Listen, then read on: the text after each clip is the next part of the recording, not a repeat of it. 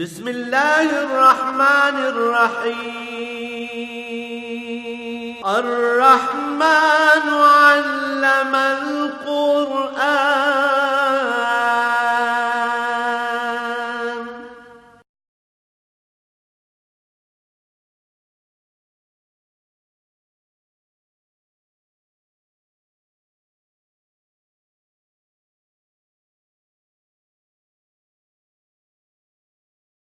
الحمد للہ رب العالمین والصلاة والسلام علی حبیبہ محمد وآلہ وصحبہ اجمعین۔ اعوذ باللہ من الشیطان الرجیم، بسم اللہ الرحمن الرحیم۔ یا ایھا الذین آمنوا لا تتخذوا اليہود والنصارى اولیاء بعضهم اولیاء بعض ومن یتولہم منکم فإنہ منہم ان اللہ لا یہدی القوم الظالمین۔ فَتَرَى الَّذِينَ فِي قُلُوبِهِم مَّرَضٌ يُسَارِعُونَ فِيهِمْ يَقُولُونَ نَخْشَىٰ أَن تُصِيبَنَا دَاعِرَةٌ فَعَسَى اللَّهُ أَن يَأْتِيَ بِالْفَتْحِ أَوْ أَمْرٍ مِّنْ عِندِهِ فَيُصْبِحُوا عَلَىٰ مَا أَسَرُّوا فِي أَنفُسِهِمْ نَادِمِينَ۔ اللهم سبحانك لا علم لنا إلا ما علمتنا إنك أنت العليم الحكيم۔ مولاي صل وسلم دائما أبدا علی حبیبک خیر الخلق کلہم۔ اے ایمان والو، یہود اور نصارہ کو دلی دوست نہ بناؤ، یہ آپس میں ایک دوسرے کے دوست ہیں، اور اگر تم میں سے کوئی ان سے دلی دوستی رکھے گا تو وہ انہی میں شمار ہوگا، اس لیے کہ غلط کام کرنے والوں کو اللہ کریم ہدایت نصیب نہیں فرماتے۔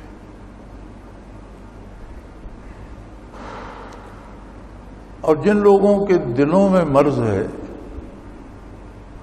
جن کے دل بیمار ہیں، آپ دیکھتے ہیں کہ وہ اس معاملے میں بڑی تیزی کرتے ہیں، یعنی یہود و نصارہ سے دلی دوستی بنانے میں بہت تیزی دکھاتے ہیں، اور کہتے یہ ہیں کہ ہمیں خطرہ یہ ہے کہ ان سے دوستی نہ کریں تو ہم پر کوئی مصیبت آ پڑے گی۔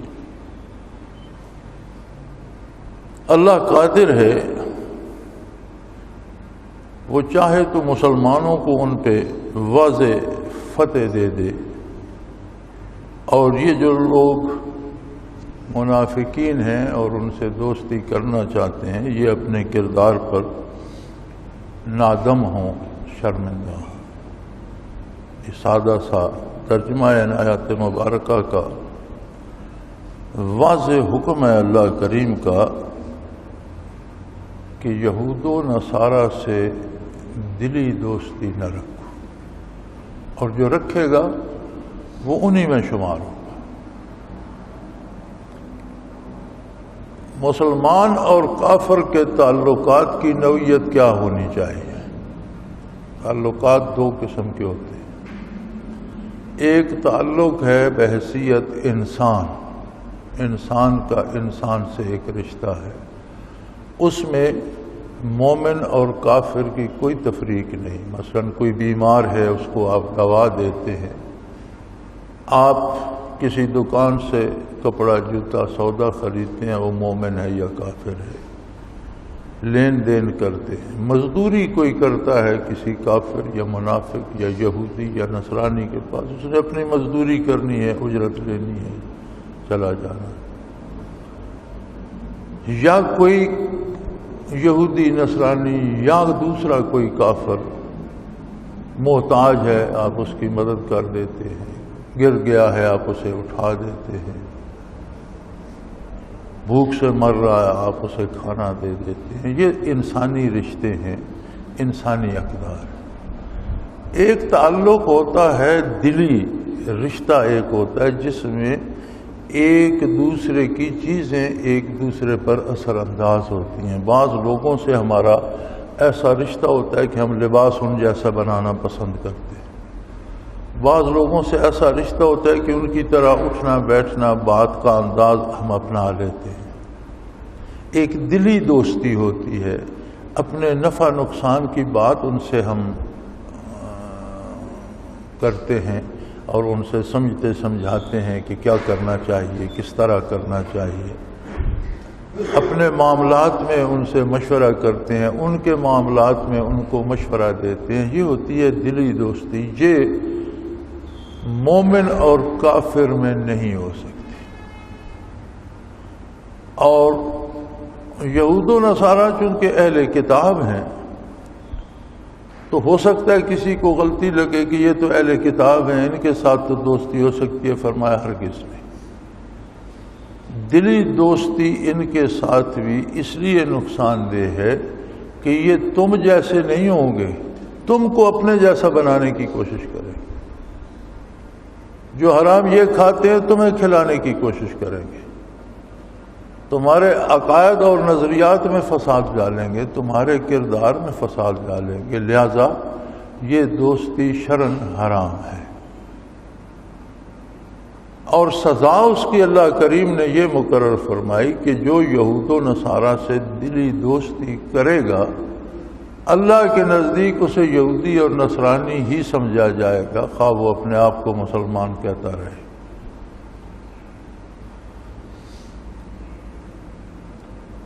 وَمَن يَتَوَلَّهُم مِّنكُمْ فَإِنَّهُ مِنْهُمْ، تم میں سے یعنی مسلمانوں میں سے جو ان سے تولا ولایت سے ہے، ولایت دلی دوستی کو کہتے ہیں، ان سے دلی دوستی اور دلی ہمدردی رکھے گا وہ انہی میں شمار ہوگا۔ علامہ ابن خلدون رحمۃ اللہ تعالی علیہ اپنی مشہور تصنیف مقدمہ میں فرماتے ہیں کہ کسی سے دلی دوستی ہو جائے تو سب سے پہلی بات تو یہ ہوتی ہے کہ اس کی برائیاں، بندے کو برائیاں نہیں لگتی، درگزر کرتے کہتے خیر ہے، ایسا ہوتا رہتا ہے۔ وہی چیزیں جو اس سے دوستی نہ تھی تو اسے بہت بری لگتی تھیں، وہ شروع میں بری نہیں لگی، خیر ہے یار اس کا اپنا کام ہے، ٹھیک ہے، ہوتا رہتا ہے۔ پھر نتیجہ یہ ہوتا ہے کہ آہستہ آہستہ بندہ وہ برائیاں اپنانے لگ جاتا ہے، پہلے وہ ہلکی لگتی ہیں، پھر انہی کا اسیر ہو جاتا ہے، پھر لباس ان جیسا بنا لیتا ہے، پھر معاشرت اور تہذیب ان جیسی بنا لیتا ہے، پھر کھانا پینا ان جیسا شروع ہو جاتا ہے، حتیٰ کہ اس بندے کی اپنی حیثیت کوئی نہیں رہتی، انہی میں مدغم ہو جاتا ہے۔ آپ دیکھتے ہیں کہ بر صغیر پر انگریز حکمران رہا، پھر انگریز چلا گیا، بر صغیر آزاد ہو کر دو ملکوں میں تقسیم ہو گیا، دو کے اب تین بن گئے، بنگلہ دیش، بھارت اور پاکستان۔ لیکن اس کے جانے کے بعد بھی ابھی تک اس کا وہ تسلط کہ وہ آقا تھا اور ہم غلام ہیں ابھی تک ہمارے ذہنوں پر موجود ہے، ہمارے کردار میں موجود ہے۔ آپ 1400 سال کی تاریخ پڑھیں، مسلمانوں میں اچھے حکمران بھی ہوئے ہیں اور ایسے بھی ہوئے ہیں جنہیں لوگ اچھا نہیں کہتے، لیکن کبھی کسی دور میں اس طرح کی بے حیائی آپ نے دیکھی ہے جو آج دیکھ رہے ہیں؟ باپ اور بھائی بیٹھ کر تماشا دیکھ رہے ہیں اور بیٹیاں اور بہنیں بے لباس سٹیج پر ناچ رہی ہیں، چند پرزے کپڑے کے ان کے جسم پر ہیں جن کا ہونا نہ ہونا برابر ہے۔ پہلے تو سارا جسم ننگا ہے اور جس جگہ کپڑا ہے وہ بھی اس طرح سے جسم کے ساتھ لگایا ہوا ہے کہ جسم کے نشیب و فراز نظر آ رہے ہیں، اس کپڑے کا ہونا یا نہ ہونا کوئی فرق نہیں پڑتا۔ کیا ایسی بے حمیتی 1400 سال کی اسلامی تاریخ میں مسلمانوں میں نظر آتی ہے؟ یہ کہاں سے لیا ہم نے؟ انگریز کی دوستی سے، امریکہ کی دوستی سے، مغرب کی دوستی سے۔ مسلمان کلمہ بھی پڑھ رہے ہیں، حج بھی کرتے ہیں، روزے بھی رکھتے ہیں، نعرے بھی بڑے لگاتے ہیں، تہوار بھی بڑے مناتے ہیں، لیکن سود کھائے جا رہے ہیں۔ قرآن کریم کہتا ہے کہ جو لوگ سود سے باز نہیں آتے، فَاذَنُوا بِحَرْبٍ مِّنَ اللَّهِ وَرَسُولِهِ، اللہ اور اللہ کے رسول کے ساتھ جنگ کے لیے تیار ہو جاؤ۔ ان کے خلاف اللہ کی طرف سے اعلان جنگ ہے۔ اللہ جن قوموں کے خلاف جنگ کا اعلان کر دیتا ہے تو کیا وہ کوئی فرشتوں کی سپاہ میدان میں لے آتا ہے اور پھر اس قوم کے سپاہی اور فوجیں آ جاتی ہیں اور لڑائی ہوتی ہے؟ ایسا نہیں ہوتا۔ اللہ کی جنگ اس کی شان کے مطابق ہوتی ہے۔ وہ اس طرح سے مار دیتا ہے لوگوں کو کہ وہ دنگ رہ جاتے ہیں ہمارے ساتھ ہو کیا رہا ہے۔ اب جو ہمارے ساتھ ہو رہا ہے، آپ اندازہ کریں کہ کہنے کو اسلامی بھی ہے اور جمہوری بھی ہے، ریاست آزاد ریاست ہے، لیکن عملاً آپ جتنے تک بندوق بردار دروازے پہ کھڑے نہ کریں کسی مسجد میں سجدہ نہیں کر سکتے۔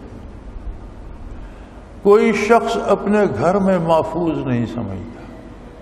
کوئی شخص بازار سودا لینے جاتا ہے تو وہ خود کو محفوظ نہیں سمجھتا، اور گھر والے دعائیں کرتے رہتے ہیں کہ زندہ سلامت آئے۔ بچے صبح سکول جاتے ہیں تو ان کی واپسی تک گھر والے دعائیں کرتے رہتے ہیں کہ خیریت سے واپس آ جائیں، کوئی اغوا کر کے نہ لے جائے۔ یہ کیا ہے؟ یہ اللہ کے ساتھ جنگ ہو رہی ہے، اللہ کی طرف سے مار پڑ رہی ہے۔ ہم گھروں میں بھی غیر محفوظ ہو گئے، مساجد میں بھی غیر محفوظ ہو گئے، شہروں اور آبادیوں میں بھی غیر محفوظ ہو گئے۔ ہم دیہاتی لوگ ہیں، ہماری مائیں بہنیں بیویاں بیٹیاں جنگلوں میں جاتی تھیں، لکڑیاں کاٹ کے لاتی ہیں، اب بھی جاتی ہیں، گھاس کاٹ کے لاتی ہیں، مویشی چرا کے لے آتی ہیں۔ جنگل میں بچی کو، بہن کو، ماں کو بھیجتے وقت کسی کو ڈر نہیں لگتا۔ شہر میں آبادی میں سودا لینے جانا تو کہتے ہیں میں خود جاؤں گا، اسے مت بھیجو، ڈر لگتا ہے۔ یہ خدا کی جنگ ہے نا، کہ جہاں درندوں کا خطرہ ہے وہاں ڈر نہیں ہے، جہاں انسان ہے وہاں ڈر لگتا ہے۔ یہ انسان درندے ہو گئے ہیں، انسان بھیڑیے ہو گئے، انسانوں میں جانے سے ڈر لگتا ہے۔ خدا کی مار کا یہ انداز ہے کہ ملک میں بڑی گندم ہوئی اور لوگ پیسے لے کر پھرتے ہیں، انہیں آٹا نہیں ملتا۔ یہ اللہ کی مار ہے نا۔ یعنی جس بندے کے پاس پیسہ ہی نہیں ہے، اسے چیز نہیں ملتی تو وہ سمجھتا ہے میرے پاس پیسہ نہیں ہے، نہیں ملی۔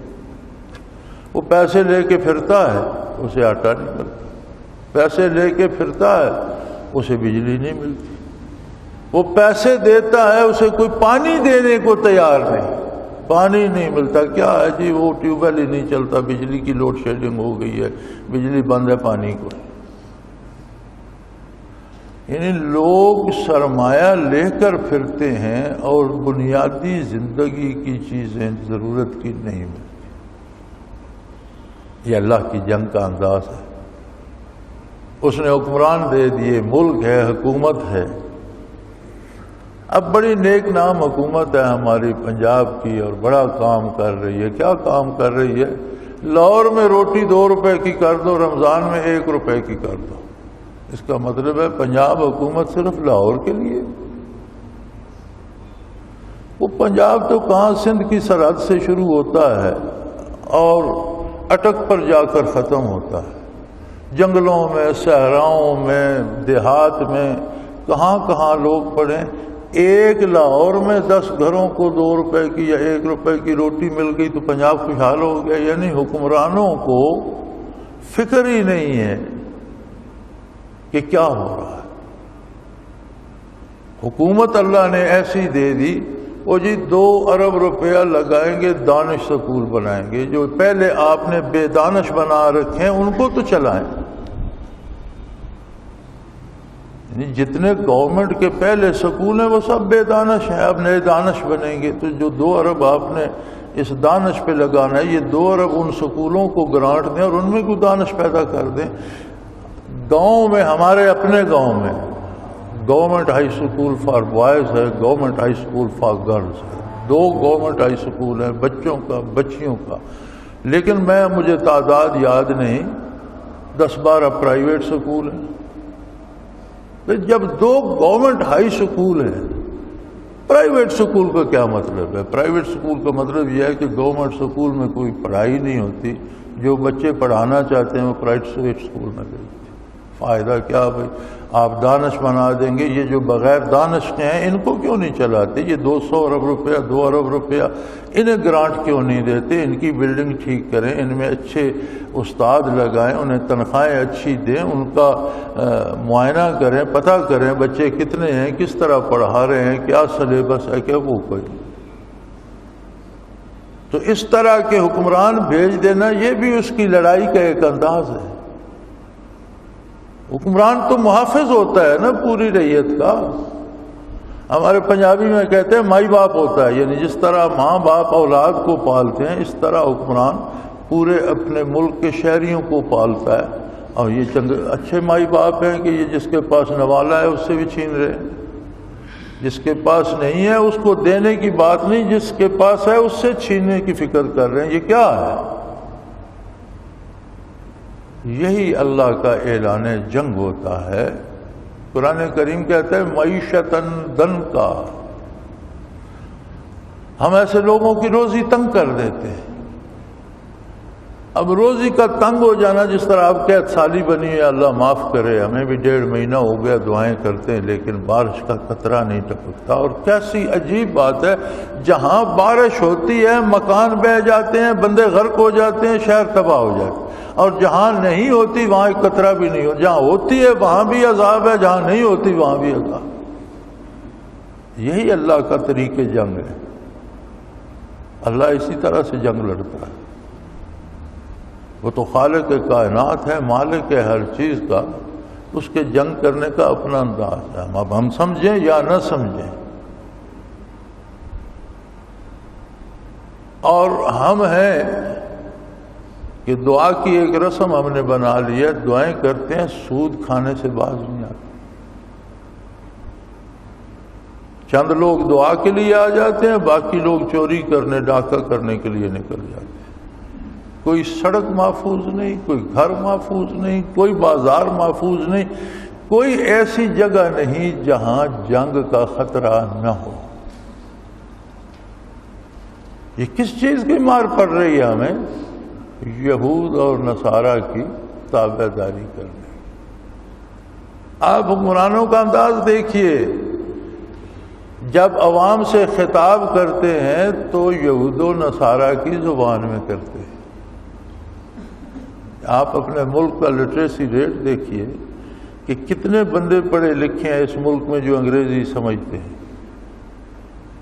تو جب عوام سے خطاب ہوتا ہے وہ انگریزی میں ہوتا ہے۔ ایسے لگتا ہے جیسے پوری پبلک کو انہوں نے ماسٹرز کرا دیا ہے، اب یہ نہیں ضرورت ہے انگریزی میں ہی بات سمجھ سکتے ہیں، پنجابی میں سمجھیں گے نہیں، اردو میں سمجھیں گے۔ دوسرے ممالک کو دیکھیے آپ، میں جاپان میں تھا، دفتری لوگوں سے ملاقات ہوتی تھی جو دفاتر میں کام کرتے ہیں، دفاتر میں انگریزی بھی آتی ہے انہیں جو کام کرتے ہیں، بین الاقوامی تجارت ہوتی ہے، بین الاقوامی بات ہوتی ہے۔ کسی جاپانی سے ہم جب سوال کرتے تھے وہ جواب جاپانی میں دیتا تھا، سوال انگریزی میں سمجھ لیتا تھا، جواب انگریزی میں نہیں دیتا، جاپانی ہمیں نہیں آتی تھی، وہ اشارے سے بات سمجھا دیتا تھا، انگریزی بولنا پسند نہیں کرتا۔ کیوں؟ انگریزوں سے لڑے ہیں، انگریزوں کے خلاف ہیں۔ میں نے جرمنی میں دیکھا، کسی سے راستہ پوچھ لو، کسی سے کوئی بات پوچھ لو انگریزی میں، وہ سن لیتا ہے، سمجھ لیتے، جواب جرمن میں دیتے۔ اب ہمیں جرمن زبان نہیں آتی، وہ اشارے سے سمجھا دے گا، انگریزی بولنا پسند نہیں کرتا۔ خود امریکہ والوں نے بھی انگریزوں سے جنگ کی، امریکہ اور کینیڈا پر بھی انگریزوں کا تسلط تھا، جنگ ہوئی، انگریزوں سے انہوں نے آزادی حاصل کی. آزادی کے بعد انہوں نے ہر چیز بدل دی، حتیٰ کہ جوتی کا تسمہ تک انگریز سیدھا ایک سے دوسرے سوراخ میں ڈالتے ہیں، وہ اوپر نیچے ٹیڑھا کر کے ایکس بنا کے ڈالتے ہیں، ان کے خلاف کرتا ہے. بجلی کا یہ بٹن ہوتا ہے، انگریز نیچے آن کرتے ہیں، امریکہ میں اوپر آن ہوتا ہے کہ ان کا طریقہ بدل دو. انہوں نے انگریزی زبان بدل دی، انگریزی کے بیشتر ہجے جو ہیں الفاظ کے انہوں نے بدل دیے، وہ ان کی اپنی انگریزی. وہ پتلون پہنتے ہیں، انگریز چست اور تنگ پتلون پہنتے تھے، انہوں نے سلوار کی طرح کھلی کر دی. یعنی ایک ایک چیز انہوں نے ان کے خلاف بدل دی. ہمارا یہاں کچھ نہیں بدلا. جیسے یہاں انگریز تھے تو ہم انگریز بننا پسند کرتے تھے، ویسے ہی ان کے بعد بھی ہمارے حلیے بھی وہی ہیں، شکلیں بھی، لباس بھی، انداز بھی. کیوں؟ اس لیے کہ یہ ملک آزاد ہوا ہی نہیں. یہ جو جشن آزادی منائے جا رہے ہیں یہ لوگوں کو دھوکہ دینے کے لیے. آزادی تب ہوتی کہ جب انگریز بر صغیر میں آیا تو یہاں جو نظام تھا الف سے یہ تک اس نے بدل دیا. اس نے تعلیمی نظام اپنا بنایا، معاشی نظام اپنا بنایا، عدالتی نظام اپنا بنایا، سیاسی نظام اپنا بنایا، فوجی نظام اپنا بنایا، پولیس کا نظام اپنا بنایا.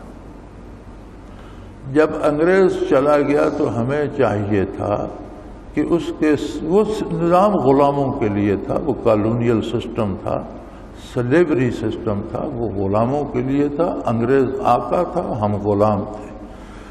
کالونیل سسٹم یا سلیوری سسٹم یا غلامانہ نظام کیوں بدنام ہے؟ اس لیے کہ غلامانہ نظام میں ساری مزدوری غلام کرتا ہے، سارا فائدہ آقا کو ہوتا.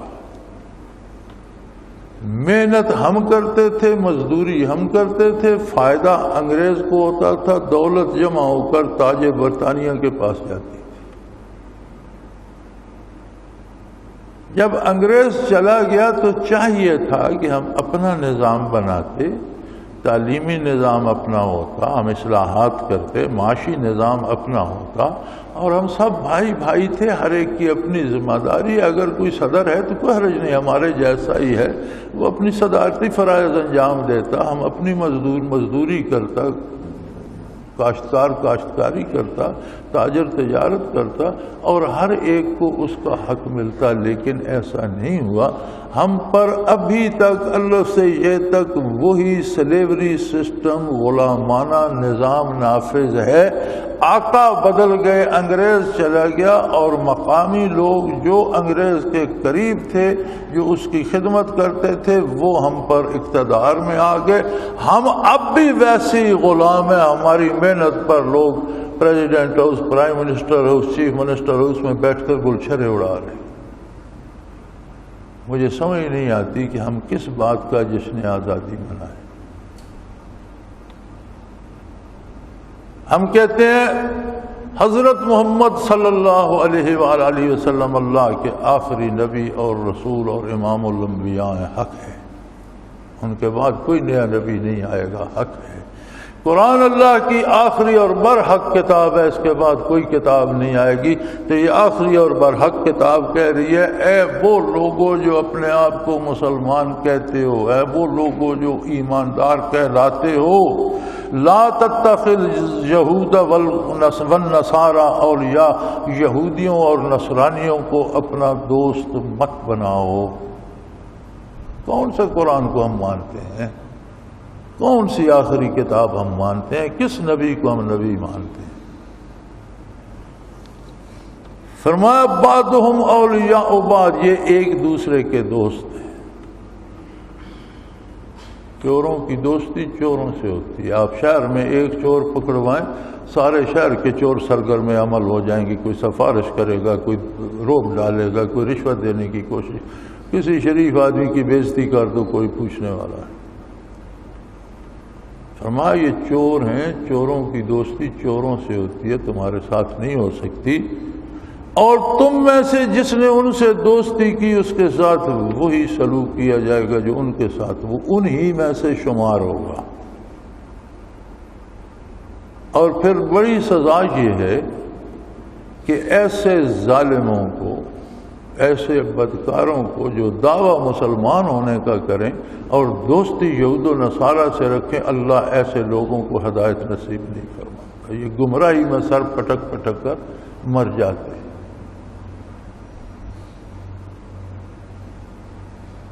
پھر اگلی وجہ بھی ارشاد فرما دی، وہ خالق کائنات ہے، ہر چیز کو ہر لمحے جانتا ہے۔ یہ 1400 سال پہلے باتیں جو کر رہے وہ آج بھی تازہ ہیں اور آج کی صورتحال کو بھی اسی طرح زیر بحث لا رہی ہے۔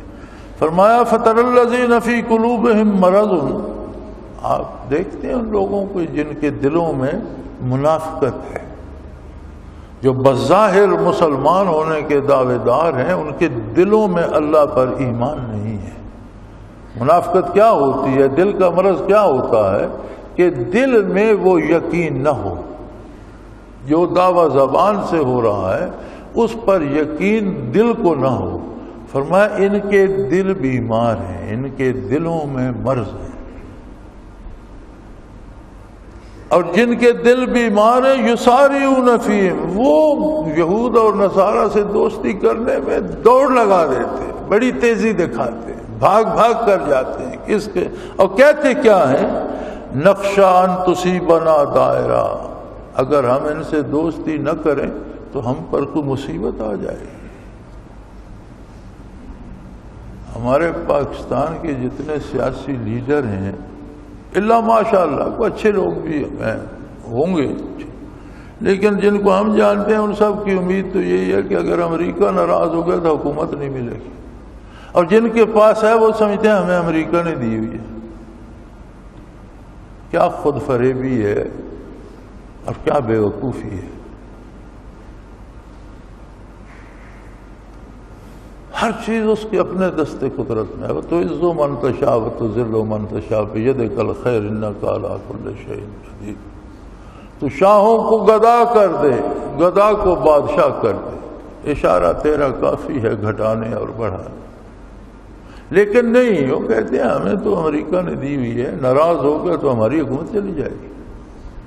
اللہ کریم فرماتا ہے منافقوں کی یہی دلیل ہوتی ہے کہ ہمارے پاس جو کچھ ہے یہ یہود و نصارہ کی دین ہے، اگر ان سے ہم دوستی نہیں کریں گے تو کسی بڑی مصیبت میں پھنس جائیں گے۔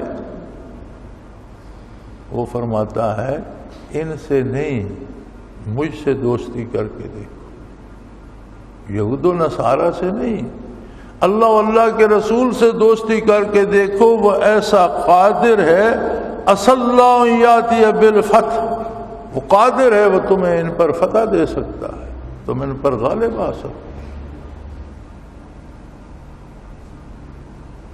او امر من عنده، یا اپنی طرف سے اور کوئی ایسا امر صادر کر دیتا ہے کہ یہ تمہارے محتاج ہو جاتے ہیں، تم سے کمزور ہو جاتے ہیں۔ اور ایسا ہوتا ہے اور ہوتا رہا ہے۔ جب یہ آیات کریمہ نازل ہوئی تھی تو یہود و نصارہ مدینہ منورہ میں بھی تھے، منافقین ان کی طرف دوڑتے تھے کہ ان کے پاس قلعے ہیں، طاقت ہے، تو مسلمان تو گنتی کے چند ہیں، مکے والے آئیں گے اور ان کو ملیا میٹ کر جائیں گے تو ہم خواہ مخواہ مار کھائیں۔ لیکن اللہ نے کیا کیا؟ مکہ فتح ہو گیا، مکے والے فتح ہو گئے، یہود و نصارہ کو مدینہ منورہ چھوڑ کر جانا پڑا، ملک بدر کر دیے گئے، کچھ قتل ہوئے، کچھ ملک سے نکال دیے گئے۔ فرمایا اللہ قادر ہے، وہ تو اس پہ بھروسہ کرو، وہ تمہیں ان پر فتح دے۔ آج بھی وہ قادر ہے، آج بھی فرمایا مجھ پہ بھروسہ کرو، میرے نبی کا ساتھ دو، میرے نبی کا اتباع کرو، آج بھی میں قادر ہوں کہ تمہیں یہود و نصارہ کی دنیا پہ فتح دے دوں، یا ایسا انقلاب لے آؤں کہ وہ بھی ہکا بکا رہ جائیں اور تم بھی حیران ہو جاؤ۔ فَيُصْبِحُوا عَلَىٰ مَا أَسَرُّوا فِي أَنفُسِهِمْ نَادِمِينَ، اور جب ایسے حالات ہوتے ہیں تو یہ منافق جنہوں نے دل میں بغض چھپا رکھا ہوتا ہے، پھر انہیں ندامت ہوتی ہے، شرمندگی ہوتی ہے، پھر یہ منہ دکھانے کے قابل نہیں رہتے۔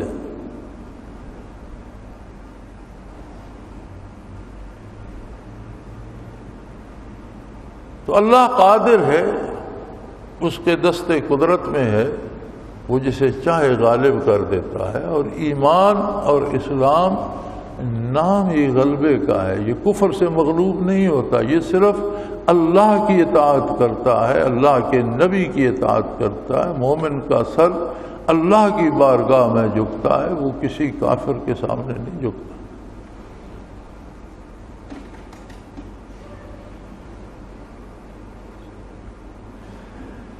وَيَقُولُ الَّذِينَ آمَنُوا أَهَؤُلَاءِ الَّذِينَ أَقْسَمُوا بِاللَّهِ جَهْدَ أَيْمَانِهِمْ إِنَّهُمْ لَمَعَكُمْ حَبِطَتْ أَعْمَالُهُمْ فَأَصْبَحُوا خَاسِرِينَ۔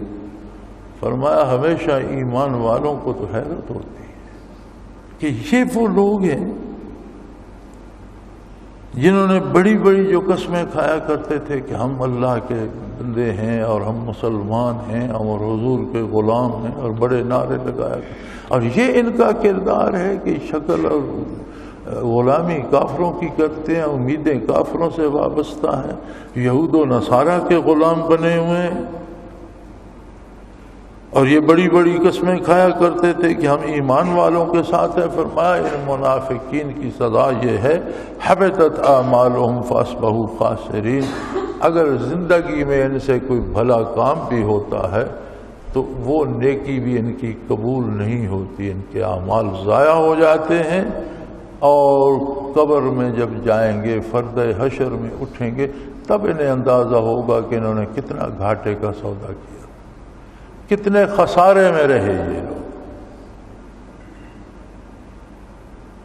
جب ان کا کردار دیکھتے ہیں تو سادہ سا ترجمہ یہ ہے وَيَقُولُ الَّذِينَ آمَنُوا أَهَؤُلَاءِ الَّذِينَ أَقْسَمُوا بِاللَّهِ جَهْدَ أَيْمَانِهِمْ إِنَّهُمْ لَمَعَكُمْ، یہ وہ لوگ ہیں جو بڑی بھاری قسمیں کھایا کرتے تھے کہ اے ایمان والو ہم تمہارے ساتھ ہیں، اور ان کا کردار یہ ہے۔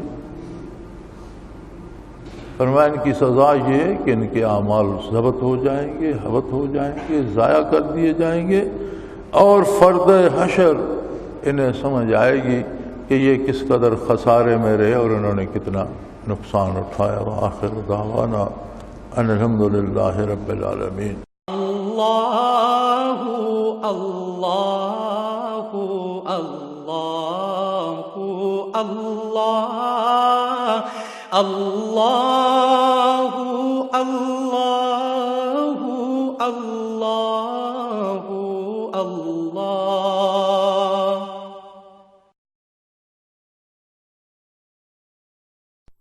حضرت امیر محمد اکرم آوان مد ذلہ العالی دارالعرفان منارہ ضلع چکوال میں سالہ سال سے قرآن و حدیث کے اوپر خطابات کر رہے ہیں، اور سلسلہ نقشبندیہ اویسیہ کے مطابق لوگوں کو ذکر الہی کی تربیت دے رہے ہیں۔ وہ قرآن پاک کی تفسیر ترتیب وار بیان کر رہے ہیں۔ تفسیر قرآن کو وہ موجودہ ملکی اور بین الاقوامی حالات کے مطابق بیان کرتے ہیں۔ موٹر وے سے کلر کہار کے انٹرچینج سے نکلتے ہوئے، کلر کہار کی جھیل سے ہوتے ہوئے، میانی، بوچھال اور نور پور سے گزرتے ہوئے دارالعرفان منارہ پہنچ سکتے ہیں۔